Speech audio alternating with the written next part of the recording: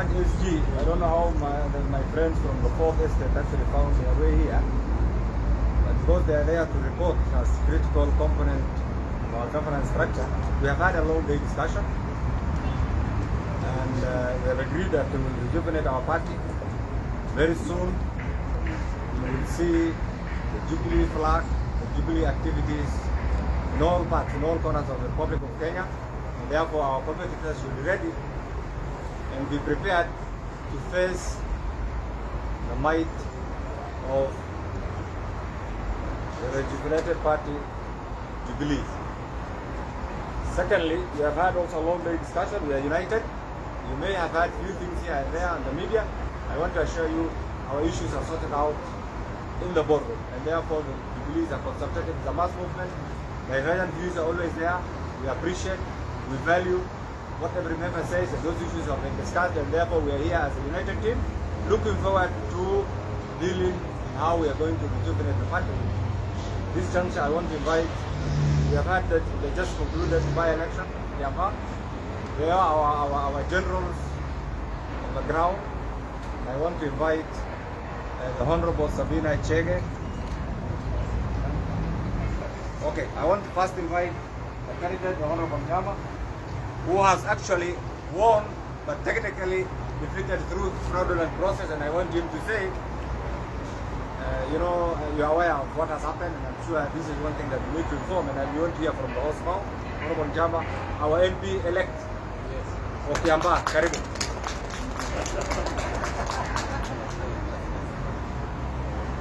Thank you very much. First and foremost, I would like to take this opportunity to thank the HE, His Excellency the President, the Jubilee Party, the 21,000 voters of Kiambaa who voted for me, and those who did not have an opportunity to come and vote for me due to their various commitments, and even those who did not vote for me. And they showed a lot of love, commitment, and above all, using their resources and prayers. The MPs from the party, the well-wishers all over the country and beyond, who were for me during this by-election. I'll be forever be grateful for this love that they showed me during this by-election, which I will say with authority that we won. And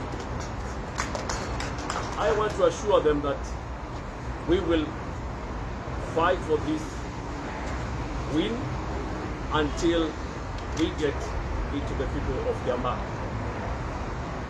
Another thing I would want to assure the people of Kiambaa and Kiambu at large is I will continue being of service to them. I will work closely with the government.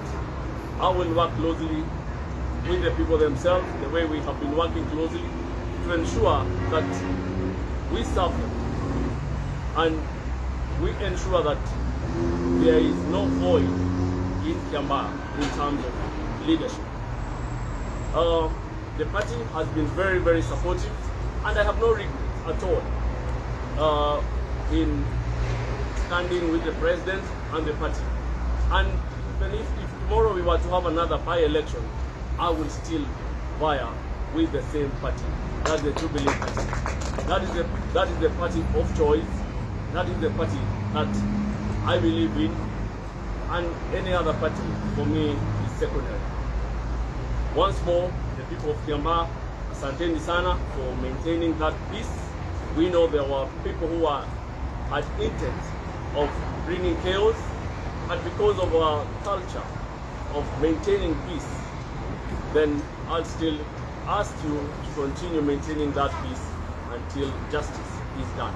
Asanteni sana na Mungu awabariki. We'll now have the Honorable Sabina. The Honorable Sabina has been one of our frontline MPs who have been on the ground. Thank you, Honorable Sabina. Please come.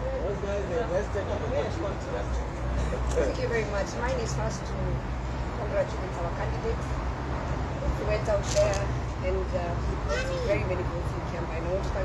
Kiambaa.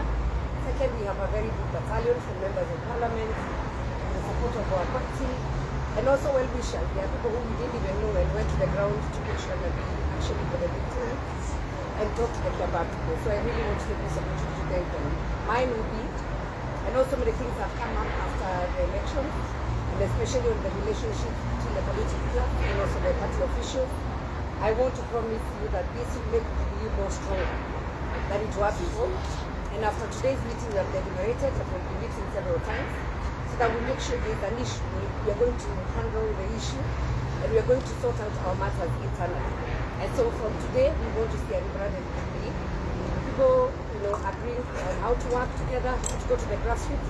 And I want to thank the party officials who are present today for their commitment and that we have agreed that we are going to work together as a team. And so I'm so grateful today that we're able to have this meeting and we're going to walk this journey together. And as we meet people on the ground, they will tell us what they would want us to do within our party. There's some changes that they would want us to do. We'll listen to you. God bless you, God bless Kenya, and God bless the Jubilee Party. Thank you. Now I want to invite the Honorable Omboba. The Honorable Omboba has been the face of our just concluded campaigns, and we thank him. Please, Karibu. Thank you. Thank you very much. I want to start by also joining the Honorable Karedi and his congratulations to the people of Kiambaa for giving the party, for giving our candidates, our president support of over 21,000 votes. And I'm looking forward to following the court case, and I'm sure the whole country is going to be following up on that court case so that they can actually see where the discrepancies and anomalies were done that made that result come out the way it did. I also want to point out the fact that today we've had a very candid conversation within ourselves, and we have agreed that we are working together, all of us, as a party, as a political class, and we are going to support our government.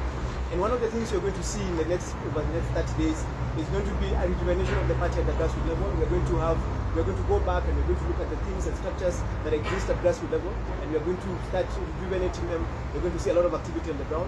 We're also going out to listen to our members, their views and their opinions about what it is that we need to do to make our party even better. That's something that's going to be happening on a regular basis. And this is a activity that is starting immediately as we move on from here. Finally, I want to thank our party.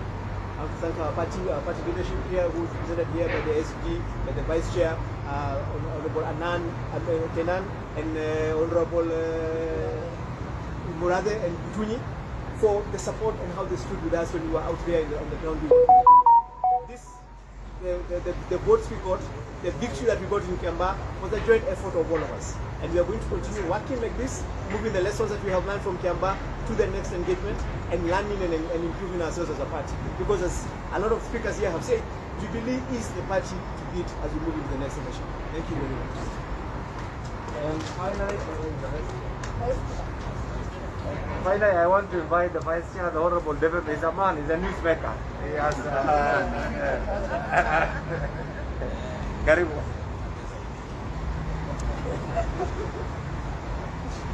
Asanteni, kama mlivyosikia,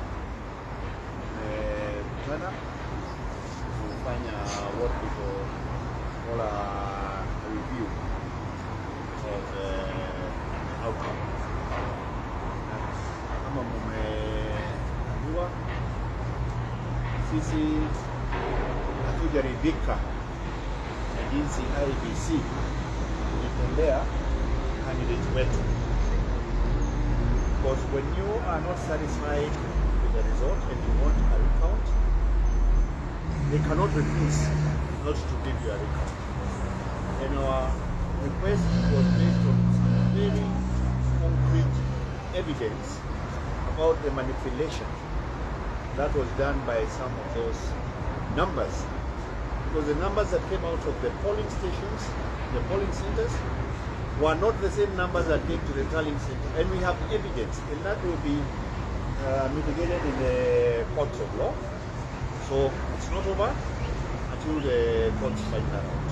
Number two, there's a lot of propaganda, and there's a lot of fake news, and there's a lot of people wanting to see blood.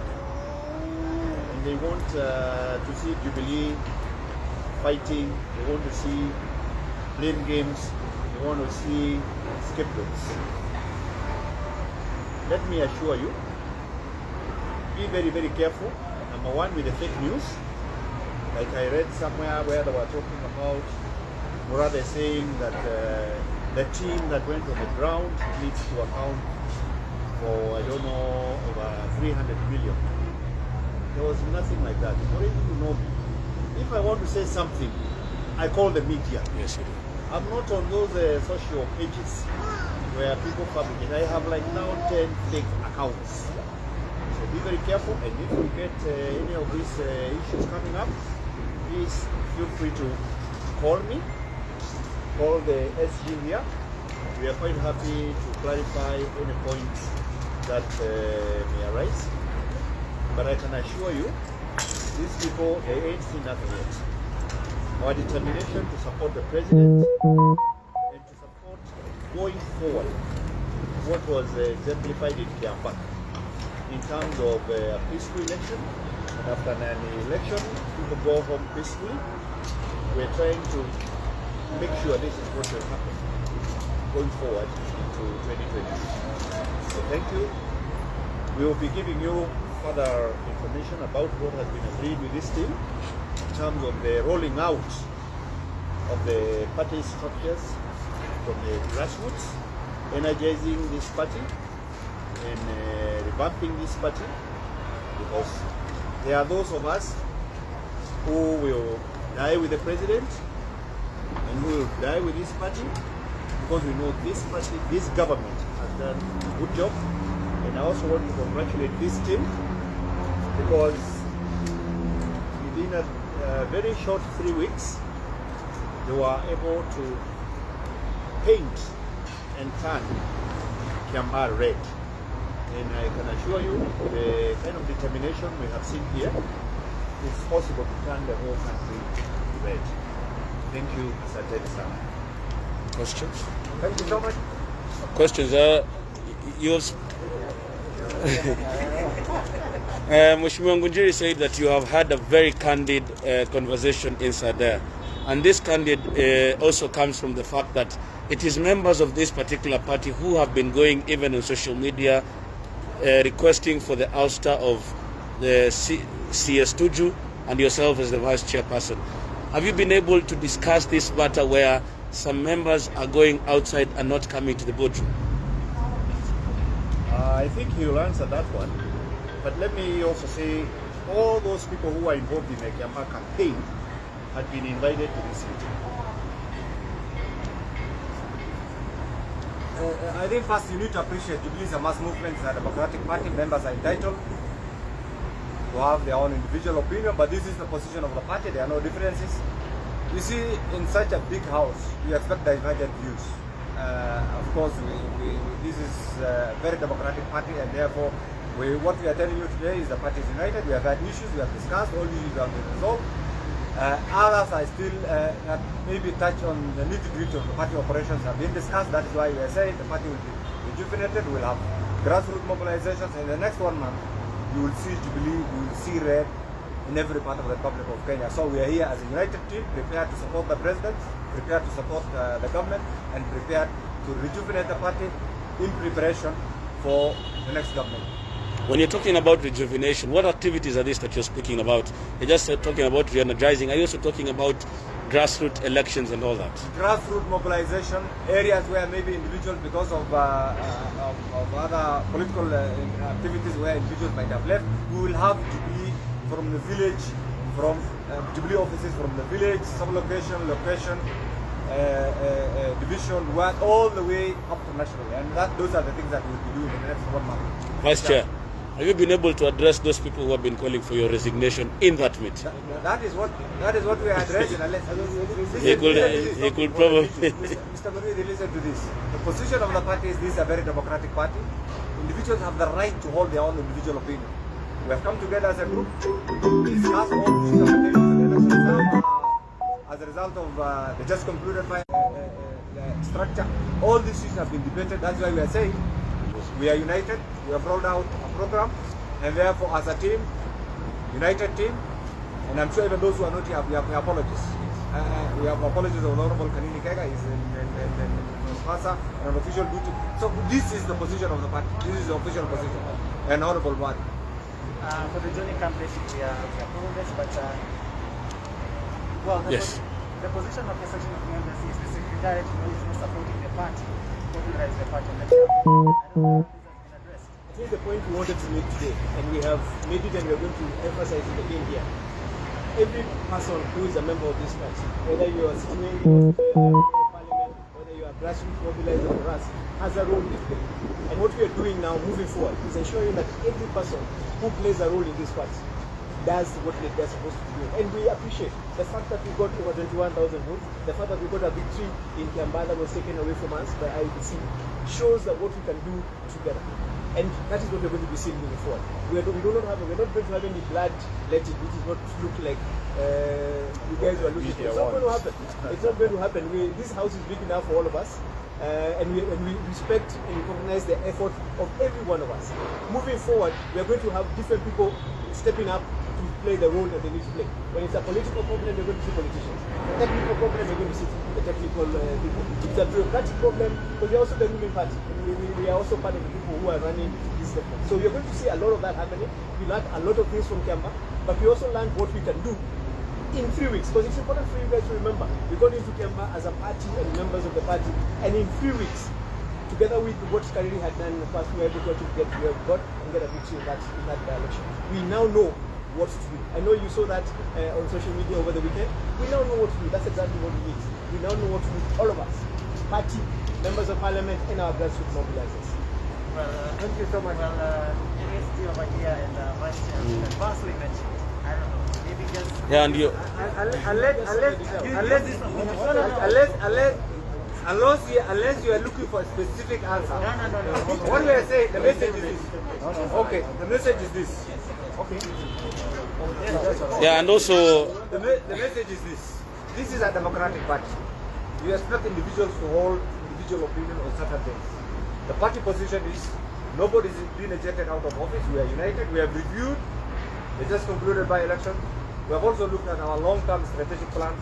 That's why we have come up with a program to rejuvenate the party, to have the party presence felt in all at the grassroots, and two, as an immediate measure. You know this election was rigged.